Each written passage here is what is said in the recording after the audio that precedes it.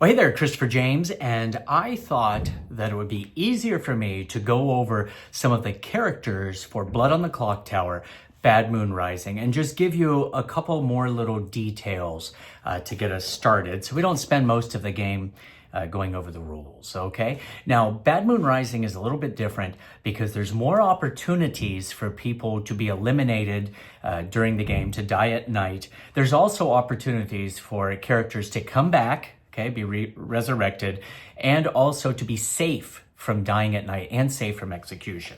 So I have the sheet, and I'm going to just go over this sheet and give you a couple little things that I've learned, because I'm learning this along with you, to tell you the truth. So let's start with the townsfolk, okay? We're gonna start at the top with grandmother. It says you start knowing a good player and their character. If the demon kills them, you die. Think of this as being like your grandchild. You're aligned with them in that the storyteller will choose a character that's a townsfolk and tell you what their role is. Now, if they're eliminated, if they die at any point, you die along with them because you're aligned with them. So that's the grandmother. You'll get that information the first night. Next, we have the sailor. Each night, the sailor is awoken and they get to choose an alive player, either the sailor themselves or the person they choose are drunk until the next evening, okay? And you can't die during that time. So it's either the sailor will pick somebody, they'll point at somebody, and either the sailor or that character will be drunk until the next dusk, until the next evening, all right? So think of it as the sailor is going out to drink with somebody, with another player, and basically getting them drunk for the next day. Chambermaid, they're awoken every night. They choose 2 alive players. They can't choose themselves. And you learn how many of those 2 alive players woke tonight due to their ability. So let's say there are characters that are getting information at night, or even the demons and so on.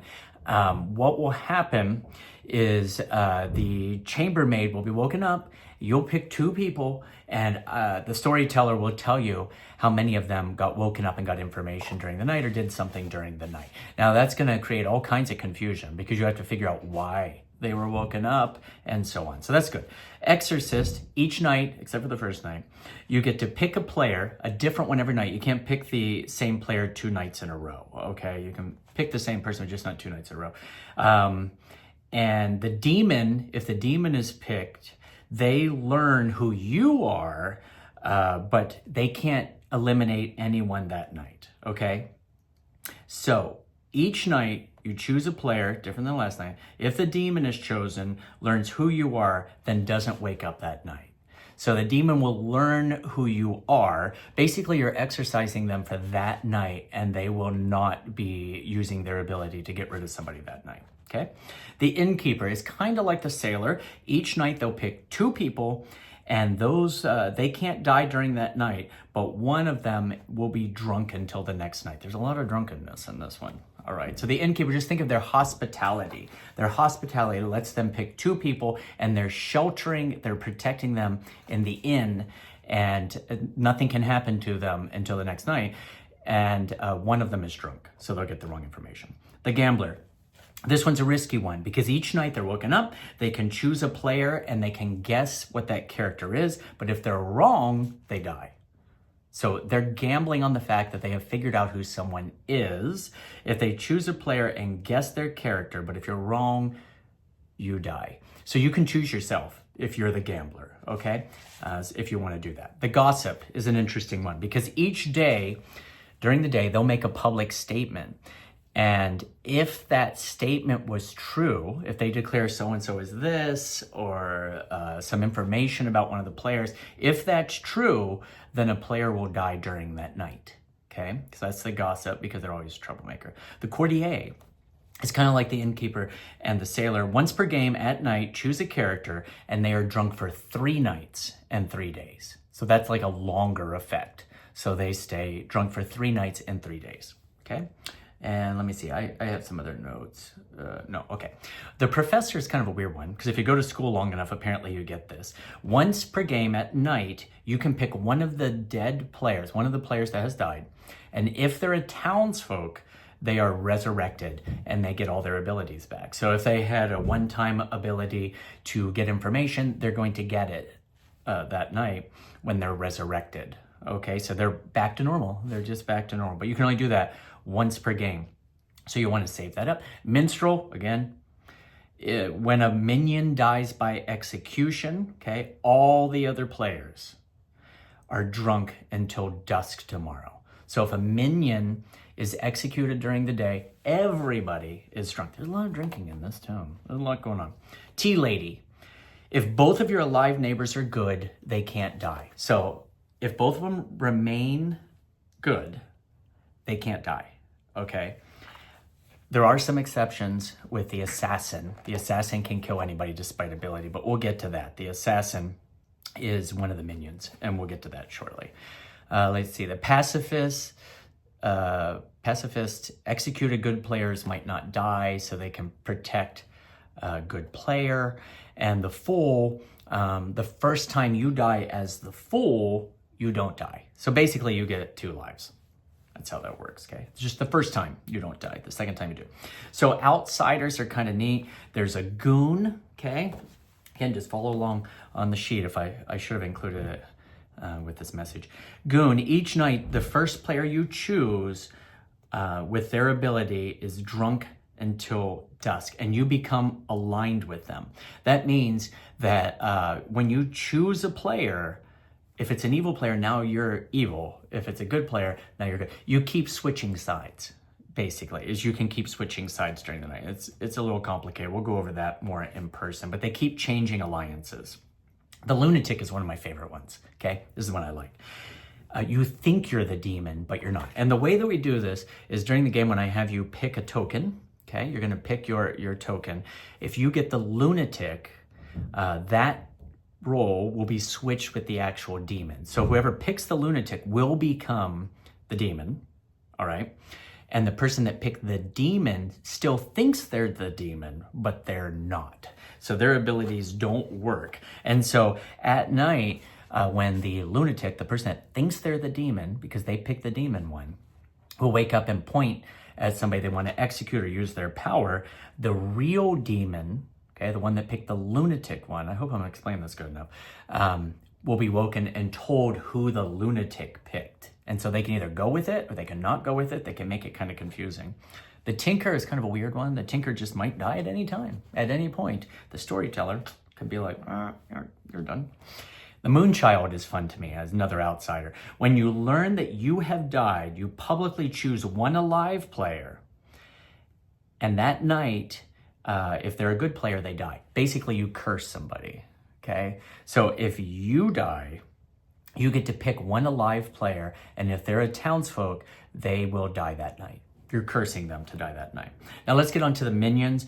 Godfather is kind of a complicated one. You start knowing which outsiders are in play. The storyteller will tell you which outsiders are in play. And if one of them died today, you get to choose a player to die tonight. So if during the day they died, then you get to choose a player that will die during the night, okay? I'll have more information on that one because I'm not going to waste time here. The Devil's Advocate. Each night you choose a living player, okay? It has to be different than the night before, and if executed tomorrow, they don't die. So the Devil's Advocate can protect evil from being executed, okay? So they will pick a player, and if they're executed during the day, they just don't die. See, and there's a lot more complications here because you have to figure out why people aren't dying and why they're being brought back. The assassin is the one that I mentioned earlier. Once per game at night, you can choose a player, they die, even if they had an ability to prevent them from dying. So like the tea lady is protecting the people around her, okay? If both your alive neighbors are good, they can't die. But the assassin can pick one of them if they figure out who the tea lady is, and they will die. And now that opens up the possibility. Now the tea lady might not be sitting between two players, two alive good players. There might be a evil player on one side, and now the other person's not protected. So that can change the entire dynamic. Mastermind, the last of the minions. If the demon dies by being executed, essentially they keep the game going another round. If the demon dies by execution, which would normally end the game, right? When trouble brewing, that would end it. You play for one more full day, okay? And if a player is then executed during the day, that side loses. So if during the day the townsfolk vote to execute a good player, good loses. If they vote to execute another evil player, evil loses, okay? So that's the mastermind kind of working behind the scenes. Now, as for the demons, this is a little different because there are 4 different demons on this one. Let's see, the zombie. Think of it as a zombie. They stay alive even in the grave. So when they are killed, okay, what it says on the thing is each night, except the first night, if no one died today, choose a player, they die. Okay, so if no one was executed during the day, the zombie can pick somebody and they will die during the night. However, the first time you die, you live, but everybody thinks you're dead. So you still have your ability. So you're just still around, you're a zombie, right? The puka, each night choose a player, okay? So if you're woken, you'll pick a player and they are poisoned. So the next night you'll pick a player, different player, they get poisoned, but the person from the night before dies during the night. So think of it as like a slow-acting poison, okay? It's kind of like the poisoner, but instead of just messing up the abilities, you're gonna die the next night. So, yeah. Let's see. And what else here? The Shabaloth, okay? This one's weird. It's the one that looks like a little mouth. See that one? Let me just verify something here. Poisons victims who die at a later, okay. The Shabaloth. Each night they pick 2 people. Both of those people die, okay? And then the next night, you'll pick 2 people, but one of the people from the previous night might come back to life. They don't have to. It's like you attack them and imagine you ingest them like the blob thing from Futurama or whatever. And then the next night you regurgitate one of them. So one of them comes back to life, right? But on that night you pick 2 more, they die. Then the next night, another one is brought back. So it can get very confusing very quickly as to what's happening here. And the last one is Poe, and each night you choose a player to die. However, if you don't pick somebody, you virtually charge up, okay? You're charging up your ability. So if you don't pick somebody that night, the next night you can eliminate 3 people. So you can get rid of 3 people in one night. So those are all the characters that we're gonna have.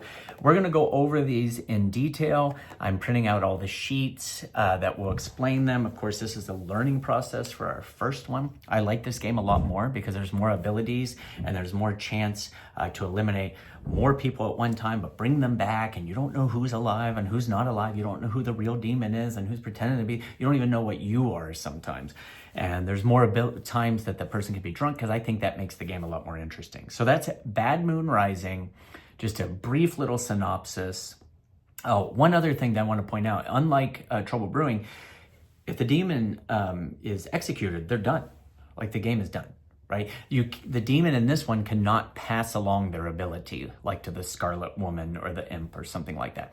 It's different, okay? Because if the demon's eliminated, the game's over, right? That's it. So there you go. It's going to be a fun time, and it's going to be very interesting seeing the dynamic. And now that we have the basics down, I think Bad Moon Rising is going to be a lot of fun. So hope that helped out, and I'm including the video, and I'm including hopefully that sheet. So we'll see you soon. Bye. Ooh, it's